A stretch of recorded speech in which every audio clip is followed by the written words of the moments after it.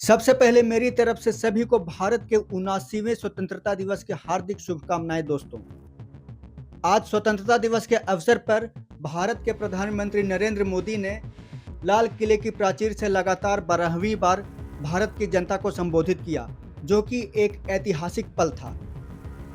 PM Modi ने पूर्व प्रधानमंत्री श्रीमती इंदिरा गांधी का भी रिकॉर्ड तोड़ दिया है दोस्तों, क्योंकि इंदिरा गांधी ने लाल किले से 11 बार भाषण दिया है। और वहीं भारत के पहले प्रधानमंत्री पंडित जवाहरलाल नेहरू की बात की जाए तो उन्होंने 17 बार लाल किले की प्राचीर से भारत की जनता को संबोधित किया है दोस्तों।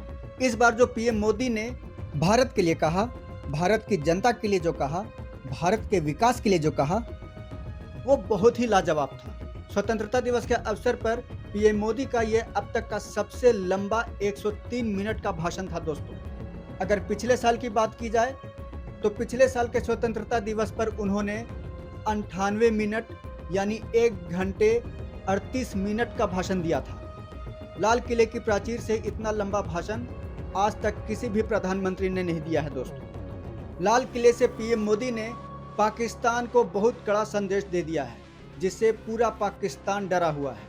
आपको तो पता ही होगा दोस्तों कि बीते दिनों पाकिस्तान के field marshal Asim Munir America गए हुए थे और उन्होंने अमेरिका से भारत को परमाणु हमले की धमकी दी थी दोस्तों।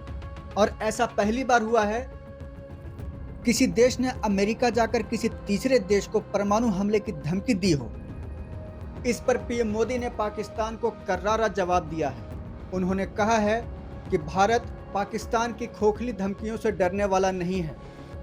22 अप्रैल को हुए पहलगाम में आतंकवादी हमले के बाद भारत ने जो ऑपरेशन सिंदूर लॉन्च किया था, उस ऑपरेशन में पाकिस्तान सिर्फ 4 दिनों में भारत के सामने घुटनों के बल आ गया था। पीएम मोदी ने कहा कि ऑपरेशन सिंदूर से पाकिस्तान में ऐसी तबाही हुई है कि उसकी नींद उड़ी हुई है। अगर दुश्मनों ने आगे भी कोई हिमाकत की तो भारत की तरफ से पाकिस्तान को मुंह तोड़ जवाब दिया जाएगा। साथ ही भारत आतंकवाद और न्यूक्लियर ब्लैकमेल को बिल्कुल भी नहीं सहेगा। सिंधु जल समझौते पर पीएम मोदी ने कहा कि यह समझौता अन्यायपूर्ण और एक तरफा है, जो कि भारत को बिल्कुल भी मंजूर नहीं है। और उन्होंने साफ कर दिया कि यह सिंधु जल समझौता अब कभी खत्म नहीं होगा, क्योंकि खून और पानी दोनों एक साथ कभी नहीं बह सकते। उन्होंने बताया कि भारत आर्थिक दृष्टिकोण से बहुत तेजी से आगे बढ़ रहा है।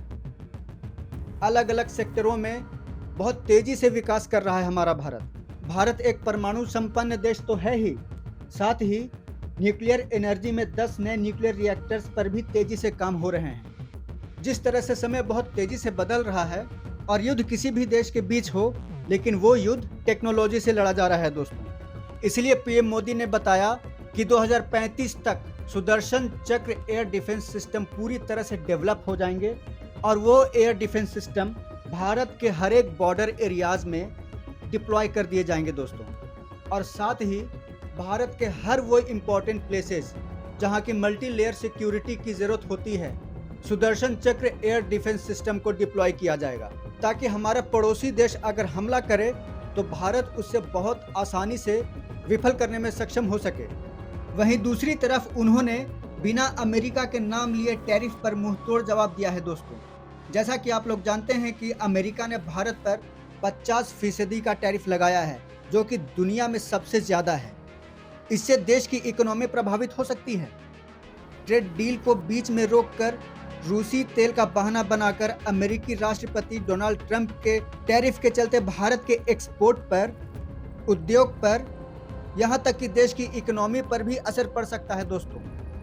अमेरिका के 50% टैरिफ के बढ़ाने पर उन्होंने बिना किसी के नाम लिए कहा कि भारत किसानों और मछुआरों के हितों में कोई समझौता नहीं करेगा। भारत एक किसानों का देश है और दुनिया में सबसे ज़्यादा डेयरी उत्पादन और फसलों का उत्पादन भारत में ही होता है। और इसे देखते हुए डोनाल्ड ट्रंप भारत के डेयरी और किसानों के क्षेत्र में घुसना चाहते थे। वो अपने प्राइवेट कंपनियों को इस क्षेत्र में लाकर मुनाफा कमाना चाहते थे, जिस पर पीएम मोदी ने ट्रंप को डायरेक्ट मना कर दिया, जिसके वजह से ट्रंप भारत पर काफ़ी ज़्यादा गुस्से में है।